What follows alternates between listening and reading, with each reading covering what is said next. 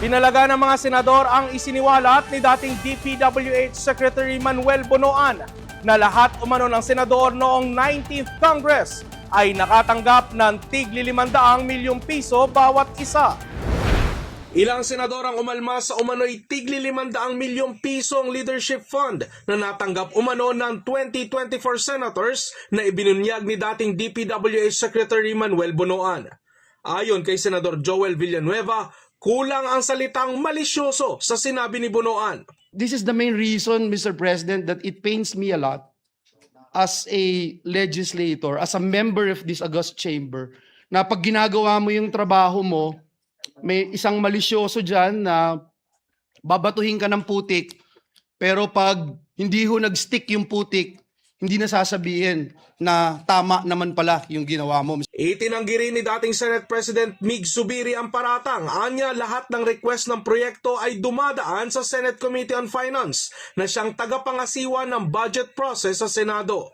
For the record, as Senate President, I never requested, held, or handled any list of project requests from senators. Wala po dumaan na proposed budget amendments sa ating tanggapan. Alam ng mga senador yan. Because whenever the senators would approach me and say, meron kaming mga request, I always tell them, pass it to the finance chair in the finance committee. Always. Lahat ng request ay course to the Senate Committee on Finance na siyang tagapangasiwa ng budget process sa Senado. Para naman kay Senador Bongo, mas mabuting ituon ni Bonoan ang pagtatanggol sa kanyang sarili para mapatunayan na siya'y inosente sa kasong kinakaharap niya. Base sa sinabi ni Mr. Bonoan, parte ito ng kanyang testimony sa Sandigan Bayan kung saan may hinaharap siyang kaso. Siya ang akusado, it would be best that he focuses his defense on proving his innocence rather than dragging our work as legislators into their mess. So bago lagyan ng kulay ang pagbanggit ng pangalan ko ni Senator Robin sa kanyang testimonya, bigyan sana ng tamang konteksto dahil mula noon hanggang ngayon, wala naman tayong ibang pakay kundi magtrabaho at magserbisyo lang po sa ating mga kababayan, lalong-lalo na po yung mga nangangailangan. Tinawag namang ironic ni Senador Robin Hood Padilla ang pagdawit ni Bonoan sa kanila ni Senador Bongo. Anya, kung sino pa ang less privileged ay sila pa ang napangalanan. Dagdag pa ng Senador, 2 taon na siyang naghihintay ng pondo para sa kanyang mga proyekto. Ang pahayag ng mga senador ay bunsod ng umano'y pagsisiwalat ni dating DPWH Secretary Manuel Bonoan bilang testigo ngayon sa flood control scandal. Ani Bonoan sa Sandigan Bayan, lahat ng senador noong nakaraang kongreso ay nakinabang sa tinatawag na leadership fund ng DPWH na nagkakahalaga ng hindi bababa sa 500 million pesos bawat senador. Ang pondo ay inilaan para sa mga priority project ng mga senador sa ilalim ng DPWH. Sinabi rin ng dating kalihim na umabot na sa 24 billion pesos ang kabuang leadership fund para sa mga senador.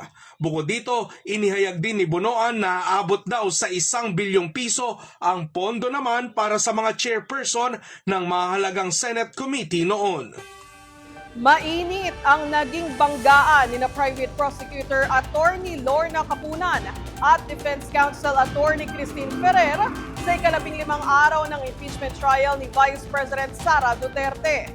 Pag-alma ng prosekusyon, misleading umano ang mga tanong ng depensa sa kanilang testigo sa cross-examination. Matitindi ang banat ng prosecution at depensa sa cross-examination kahapon. May pagkakataon pang kinailangan pumagitna ng impeachment presiding officer Senator Cheese Escudero para mapahupa ang bangayan.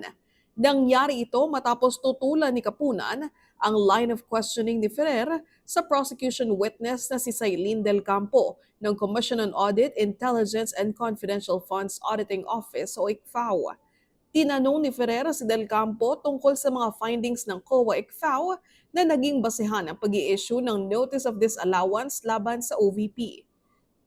Pilit ding pinasasagot ng depensa kung kailangan bang may aktwal na pagkakaaresto bago masabing may naging resulta ang impormasyong ibinigay ng isang informant at maaaring bayaran ng reward.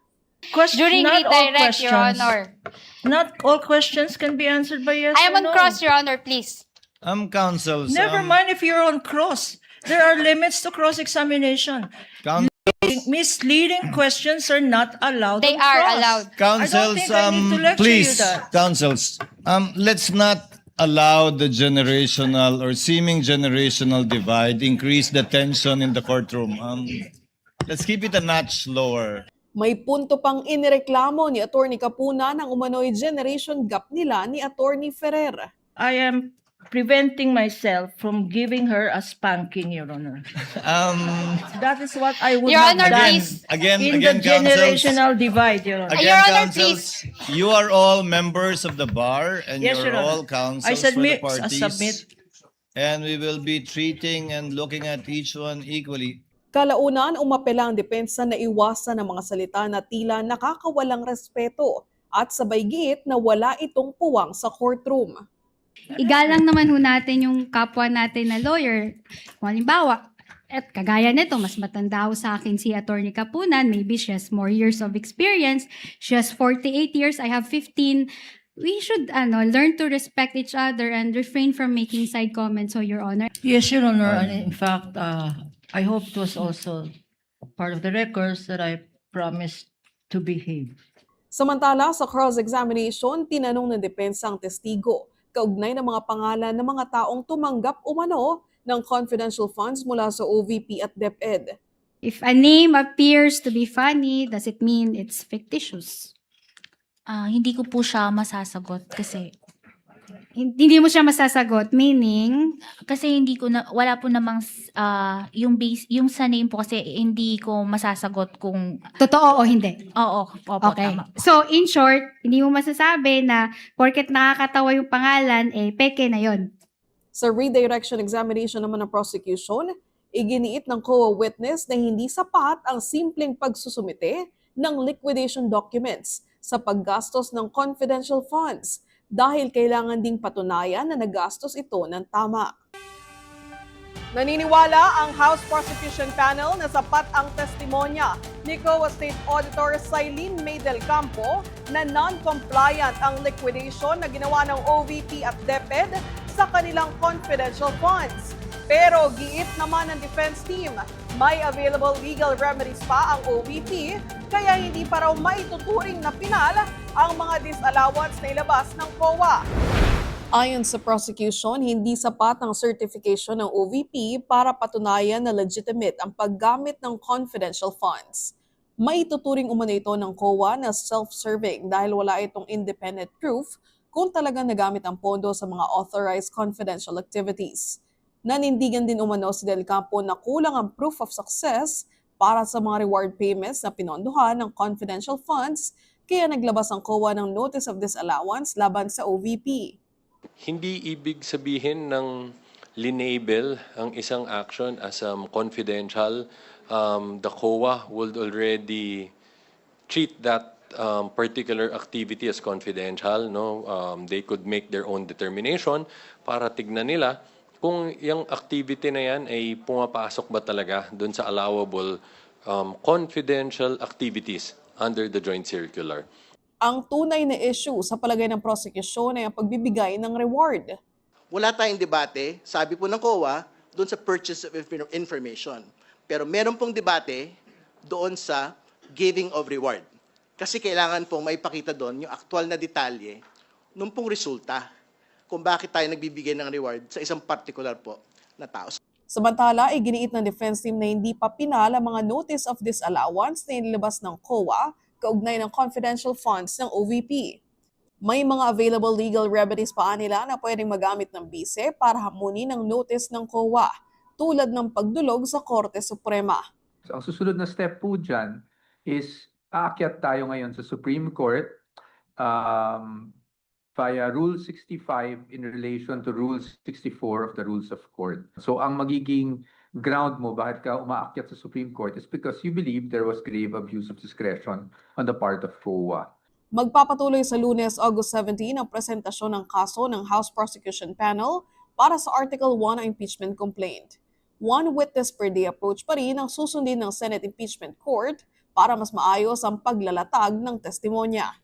through direct examination of the witness, Ms. Marivic Pareja, Ms. Gina Acosta, SDO of OVP, and Mr. Edward Fajarda, SDO of DepEd for August 17, 18, and 19, 2026 respectively.